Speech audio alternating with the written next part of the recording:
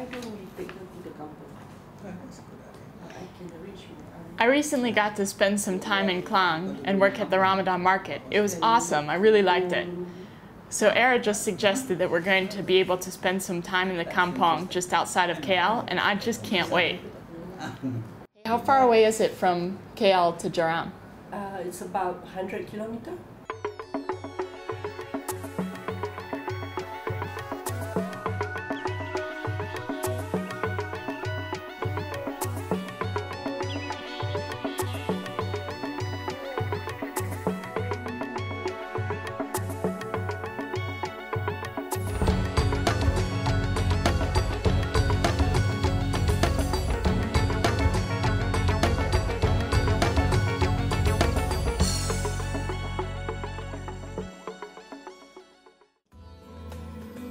We are off to the kampong to visit Era's auntie.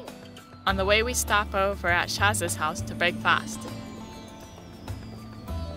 During Ramadan, it is custom for Muslims to welcome in travelers to break fast.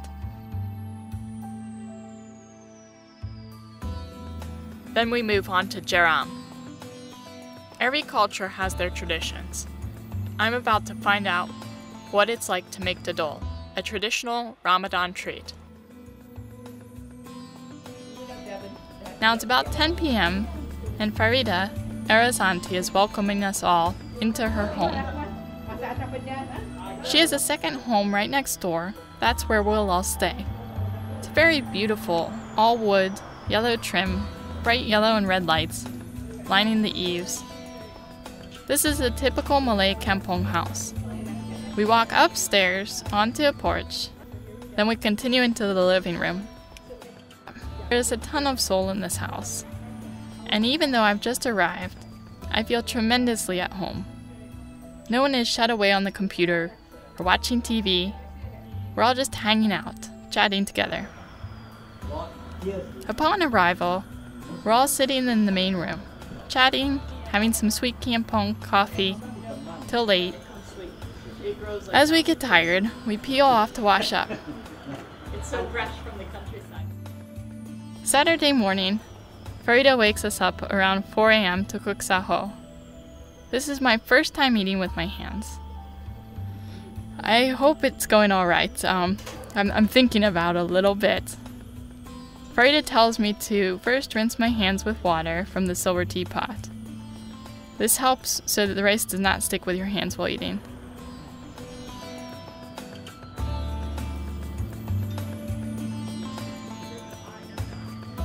It's still pitch black outside, and bats fly in through open windows.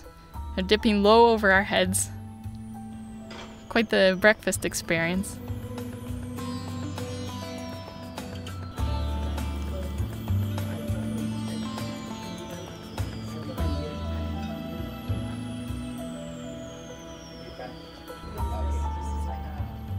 After saho, we all lay back down for some rest. It will be a long day making dodol.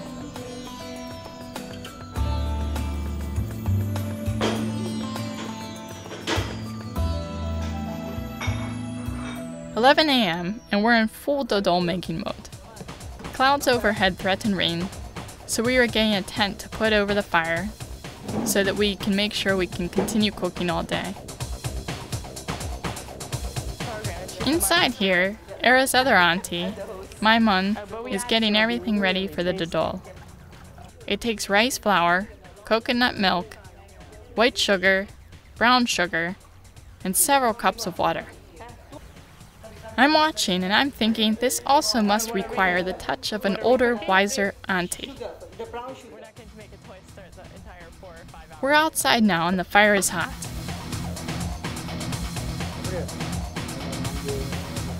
Into the wok, first goes the water, rice flour, coconut milk. We're stirring, stirring, stirring. We're using this big oar-like stir. We have to make sure that the dough does not burn. Keep stirring right from the start. I get the first turn at stirring. It's like water and so easy to stir. So I joke, hey, why does everyone keep saying this stuff is so hard to make? I'm having no problem stirring here, you know?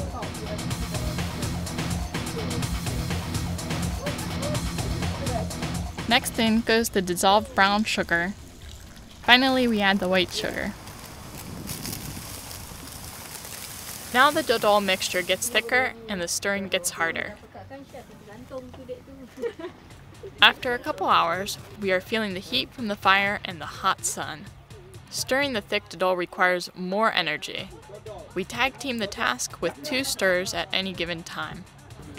Look at this steam!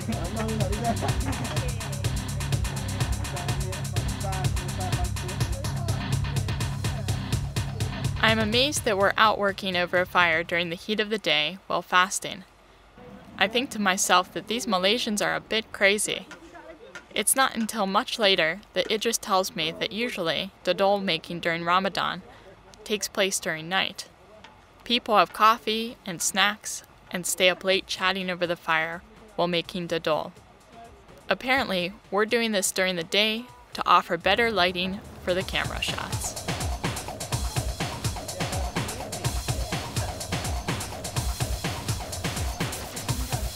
Now, at 3:30, we are finally finished. We scoop the dodol into small containers so that everyone can take some home. Wow, we're all exhausted. Fasting still and hot, tired, thirsty. It's only 4 p.m.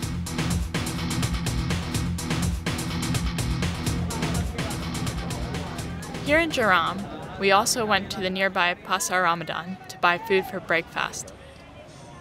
Such temptation, imagine, after hours of cooking outside in the hot sun, and now we have to go to market, smell all the tempting foods, and take a look at all the icy, refreshing drinks.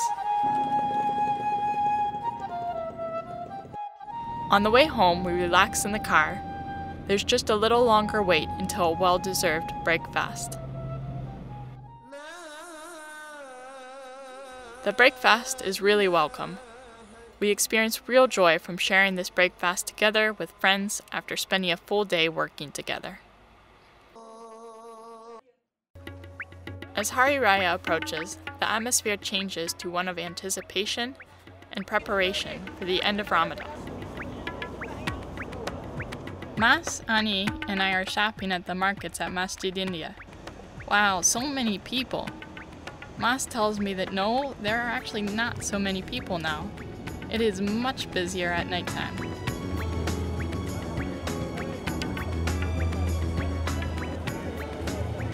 Ani's here to buy baju kurung.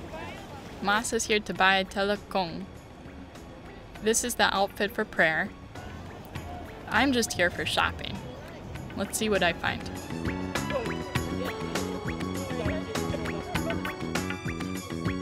Just like festive seasons anywhere, people do a little extra shopping during Ramadan. It is typical to buy a new outfit for Hari Raya, buy snacks or cookies, to have some for open house, and to buy gifts for the kids. These types of markets are special for Ramadan. They sell everything from traditional clothes and everyday t-shirts to snacks and fake flowers. It is acceptable to bargain, so if you're ready to dive in with the crowds, it's a good opportunity to find some great deals.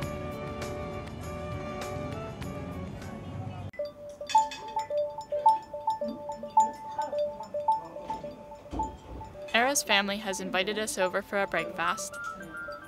I hear her mom spent quite a bit of time preparing a special breakfast. I'm really excited to meet her family. I know the first day we came, the bottle was there and I forgot to remove it. I was telling myself, oh God, I hope she didn't notice that. No, I just noticed it today.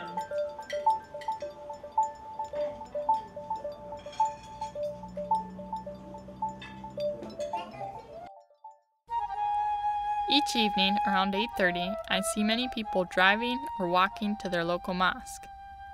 I ask if this is a typical daily event or if this is special for Ramadan.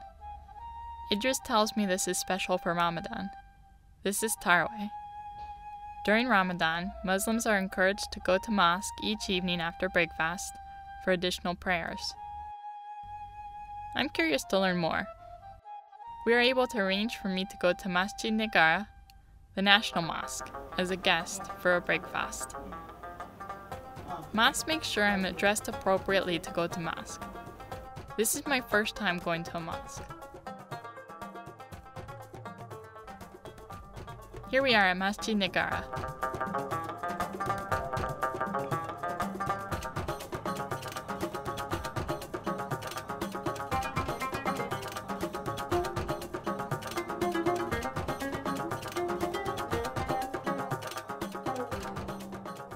This is a very large mosque. Just right upon entering, I can already tell that this is a very special and peaceful place.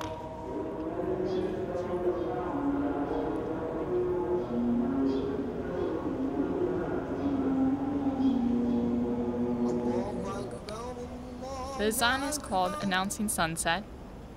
I break fast with Era and Ani upstairs, sitting side by side with the other women. The men sit separately downstairs. It just tells me that during the month of Ramadan, all mosques in Malaysia provide food and drinks for anyone who wants to break fast at the mosque.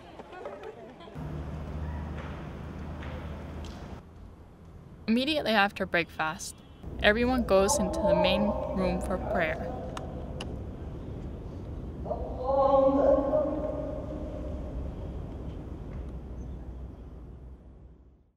I wait outside. I can see the men grouped together in front of the big room. The women stay together in the back. There are hundreds of people, but Masjid Negara is so large that the prayer room still looks mostly empty.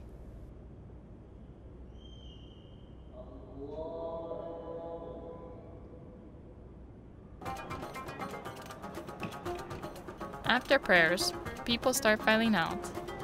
Everyone queues up at the buffet tables for a meal. There are considerably more men than women, and the men's line wraps all the way upstairs to where we are sitting.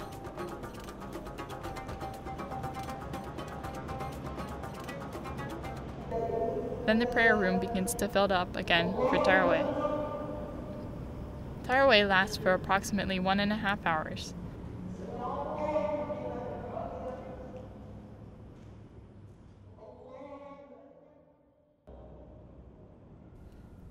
Outside we can hear the Imam reciting from the Quran in Arabic. I don't understand a word he is saying, but I find the sound of his voice and being present at the mosque to be a very meditative and peaceful experience. It's 10:30 p.m. and most people have finished Tarawih. I notice that some remain and form small groups, sitting in circles inside the prayer room. Each person has now pulled out a Quran. It just tells me this is Tadarus, the reading of the Quran. This is another special event unique to Ramadan. As a non-Muslim, I am not permitted in the prayer room, but we are invited into a section of the office where a group of men will hold Tadarus for us to see. They are each taking turns reading passages from the Quran. Different people will leave or join the group throughout the night. The group will continue reading the Quran until Sahur. Tadarus carries on throughout Ramadan, allowing groups the potential to read the entire Quran during the month. Men and women have separate groups. In the prayer room, I notice more groups of men than of women. Later, Mas tells me that this is because of women's role in the family. Most women need to return home at night. Women often hold shorter sessions during the day to spend an hour or two together reading the Quran.